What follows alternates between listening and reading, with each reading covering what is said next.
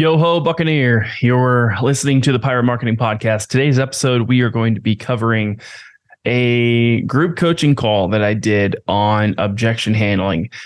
We're going to enter in after we did about 30 minutes of mock objection handling between three different people. So the way that it worked is I was the prospect, and I threw at them every single objection that I could think of, and in order to see how they would handle it. And so what I would do is, I would be saying, "Hey, I don't know, this is just a lot of money," and then they would work to overcome the objection, and then I might call on the next person, and then the next person would jump in, kind of like a tag team type of thing.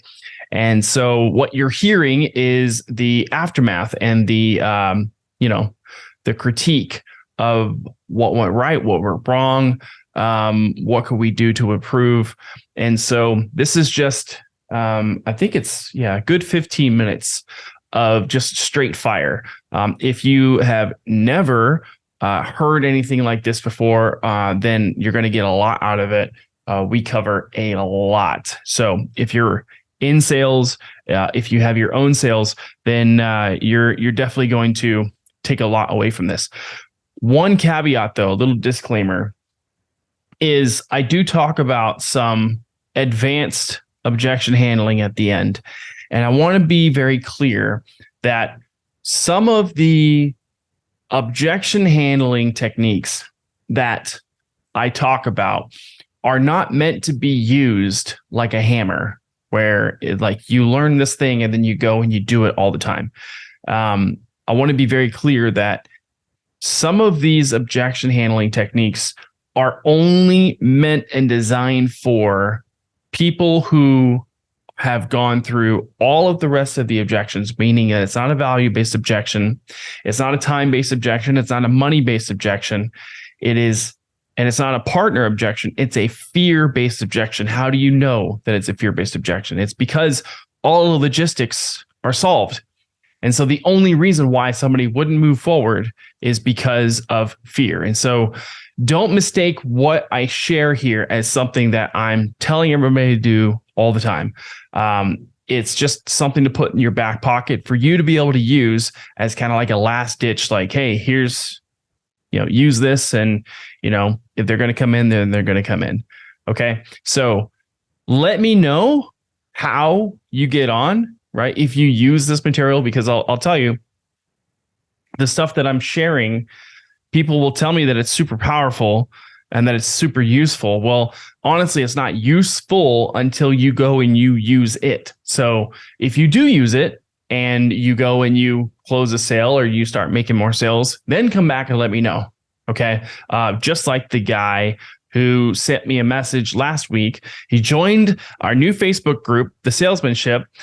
We have a freebie that we give away. He downloaded it. It's called One Call Essentials. You can get yours too if you go join our Facebook group, The Salesmanship. You can go to thesalesmanship.co, or you can go to Facebook and join The Salesmanship. But you get this PDF. It's called One Call Close Essentials. He used it, closed himself a 10K deal. So pretty happy for him, because he's a fast action taker, and I want you to be a fast action taker as well. So enjoy on with the group coaching call. Cheers. Yeah. And I was trying to be a prospect that at first it was just the money, but then I had fear, right? It was just fear pulling the trigger. Right. And actually there was something that you said, Brad, that you could have pressed deeper, because you could have put me in an arm bar, and it would have been so great. And you did, but you let me out of it right away, and you could have kept me in it. And that was, how is it fair to your family for you not to be able to sit here and make a decision to be able to make sure that they, are taken care of, or something like that? Like, you got me to say, no, it's not fair. And you immediately went to, well, where should we go from here? That's good, but it's not great. What would have been really good is to be like, well, why is that not fair according to you? Well, why do you think it's not fair? Right? And now I have to defend why I said that it's not fair, which is just it's the next level mindfuck. because that's the now, next step for me for sure. Yeah, now I'm wrapped up in that frame and fully in the submission move. So I thought you had me. I thought we were going to end right there. I was like, oh, he's got me. I was like, am I going to give it to him? And I said, no, it's not fair. And you were like, where should we go from here? I'm like, oh man, you could have kept me in it. So that works really well, right? When you're asking about the spouse, right? How is it fair to your spouse that you are abdicating the responsibility of the decision when she has no idea that you're even struggling like this, and she's not going to be involved in this search at all? Like, how is that fair to her that you're abdicating their responsibility? No, it's not fair at all. Well, why do you think it's not fair? Boom. Done. You just said it's not fair. And I don't remember, where did he say this? Was it in like, you throw him like, I got to speak to my wife? I was going down that road there, and then he switched to, I think, you. So we were going to go down that hole right then. But I didn't, that next level stuff, that's where I've been missing it, because I'm working on like asking for the close, which I haven't. What's been happening is I've been objection handling, and I haven't been asking for the close. So I was like, screw it, let's ask for the close, right? But he's right. One more loop, and we would have been out of that, and that would have been done. He's absolutely right with that. Yeah. I also noticed that there were several times where if somebody would have just said, so you ready to roll? Or you ready to rock? I would have been like, yeah. But nobody ever actually asked me whether I was ready to go, because towards the end, it was just fear. I was just looking for somebody to just finally like land this plane. But you kept cycling into, hey, like, it's the fear. Hey, it's this. It's like, you guys got me there a couple of times. If you would have just made an actual like overt close, it would have, you needed to lead me to it. Right. And I was ready to be led to it. Sometimes I'll just be like, if somebody is like, yeah, can I just get back to you in 24 hours? Or, hey, what do you think? I'd be like, dude, we've been having this conversation for the last 30 minutes. I think what's important now is for you to, go within. What do you feel like you need to do? And put it right back on them. Right. Lauren, you have a question? I guess, don't you feel like you have to deal with the fear first? Like, I guess that's why I felt like we were all looping on that. It's like, handle that objection. Yes. But, I mean, it was kind of weird because I was, we had 3 different people, objection handling, but I don't feel like there was any definitive loops. There wasn't like the end, because you need to get progressively, you need to have more emphasis and more passion, right, in your voice, like more urgency in your voice, and increase the intensity as the objection handling loops go, right? And you need to end with, so what do you need to do to put yourself in the best possible position to be able to make sure that you're actually securing a job for your family? That's very surface level. That's round 1. Next level down. So what do you need to do to make sure you're doing everything in your power to make sure that you are securing this role for your family so that they don't end up on the streets? That's second level. Third level, right? And we're increasing in intensity and power. It's like, what do you need to do tonight before your head hits the pillow to make sure you're doing every damn thing in your power to make sure that you don't end up living as a failure because your family wasn't able to rely on you because the crown was actually too heavy? What do you need to do? Like, pow, pow, pow. And then they're like, oh shit. But you're ending on a question, and the question is them going, shit, what do I need to do? And you're curating the question, right? Especially that last little bit there. But we don't start there. We start soft, and then we get even more into intensity. Ryan, do you have any feedback for us?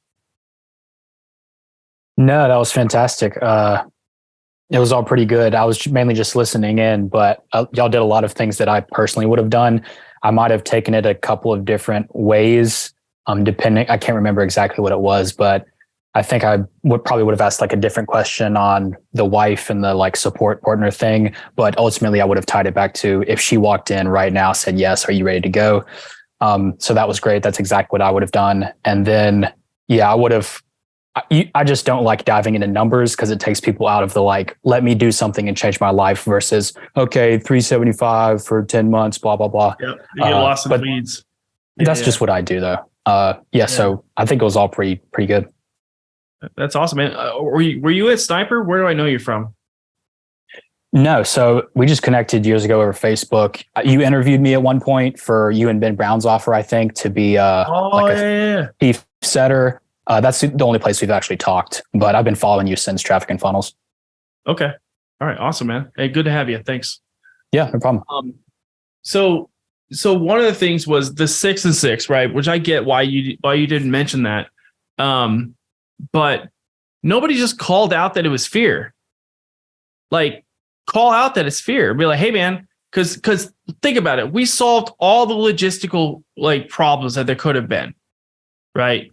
Even the spouse at one point. And then I tried to bring it up. We didn't actually finish the spouse. Does that count as dealt with? We did, because it was like, hey, you still willing to move forward, because that's how we were able to get. Because I was like, hey, man, it's just the money. Like, dude, I'm good. It's just the money.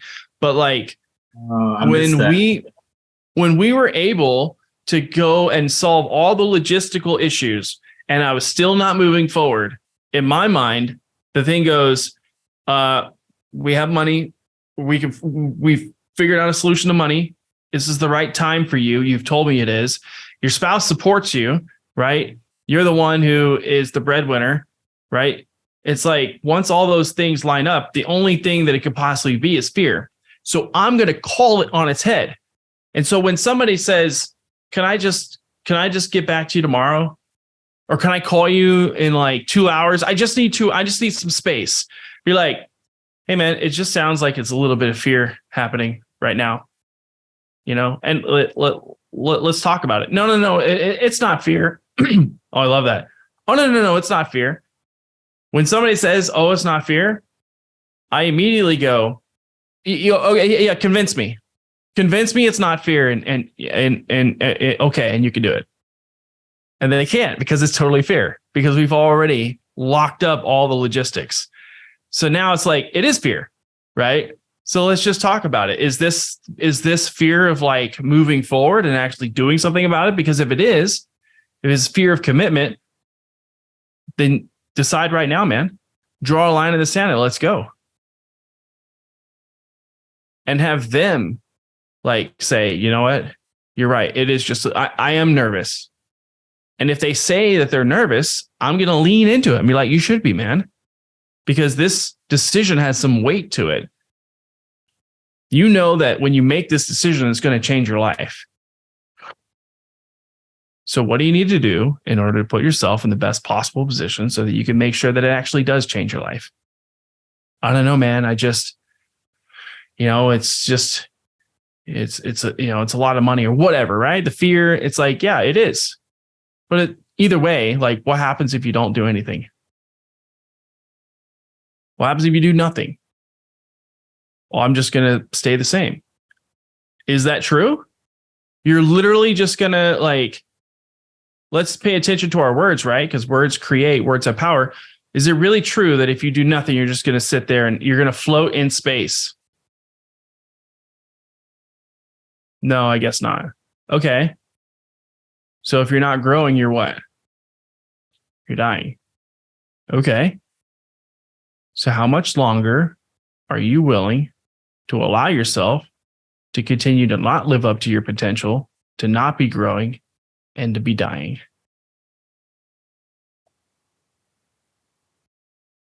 Not another day. So what do you need to do? It's like you keep the pressure on them, right? But also, like, I'm not buying into their story. If somebody was like, I've told people, like, they go, I can't, like, can I call you back? Can I take some time? Can I call you back tomorrow? Be like, no. And they're like, what? Right? It's like, well, it's because like, you've already told me, man, it's just fear. So honestly, like, hey, And then I would go into the decision-making framework, right? We all make decisions based off of our own perspectives, right? Yeah. Okay. So considering that we want to have a new outcome, right? We probably need to make some new decisions that are a little uncharacteristic. Would you agree? Yeah. I mean, if we want something we never had, we're probably going to have to do something that we've never done before, right? Yes. Okay. Considering that, we should probably do something uncharacteristic so that we can get this outcome. Lauren, what's your question? Mine keep looping on the think about it and like I want to check. They're like, I just found out about you. I want to do my due diligence, check references, do some more research on your company, stuff like that. So, I mean, I feel like with what your example was, I just feel like they would have kept coming back to like, I want to think about it. Can I just have the night? Like, I mean, would you really just say like, no? Sometimes that's not required, right? Like, I like saying no to men, honestly. Okay. As a woman, what do I do? Well, then I'd be like, convince me. Well, it's a good idea and you can go. Convince me that it's not just fear and you can go. And you can go? What? Like, isn't that like, it's like Yeah. you're holding up us hostage. They want it, but that's the thing. We're like, we have so much rapport that like they want this. It's just fear, but you have to know that it's just fear, right? Right. By taking care of all the other, it's not value, it's not partner, it's not, money. When you've figured out all the logistics and they're still like, I can't do it. Can I get back to you? It's just fear, right? But to your point, Lauren, it sounds like that's an upstream issue. So if you're not probing and clarifying, figuring out. I want to know on the tonality. If I say convince me, do I need to say it with like all right, convince me? Or like, can I be somewhat like flirty since I am a girl? Like be like, you know what I mean? Okay. Like, can I be a little bit like, all right, yeah. Let me be very careful here because I'm giving you guys some advanced stuff and I want to make sure you don't just go and use this like a hammer. All right. Only use that as like, you don't care. It's a last resort because you have figured out everything and you've looped around and they still aren't moving. Then you could be like, yeah. That's convince me you can and you can and you can go. Because, if they say that it's not fear, because it is fear. Right. But your question about like, hey, like they're like, hey, I just found you. I don't really know. All of those objections need to be addressed before you ever get to the end of the pitch. Because I was just telling Retta this, like I'm a push-pull salesman.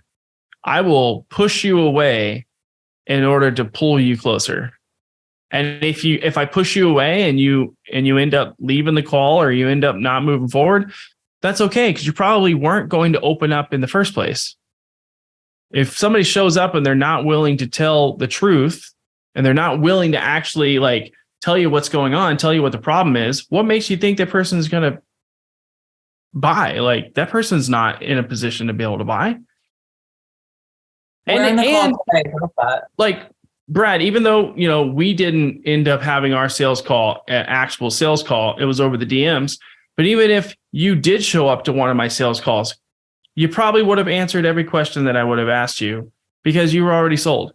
You would know exactly what I'm doing. Like everybody knows what you're doing.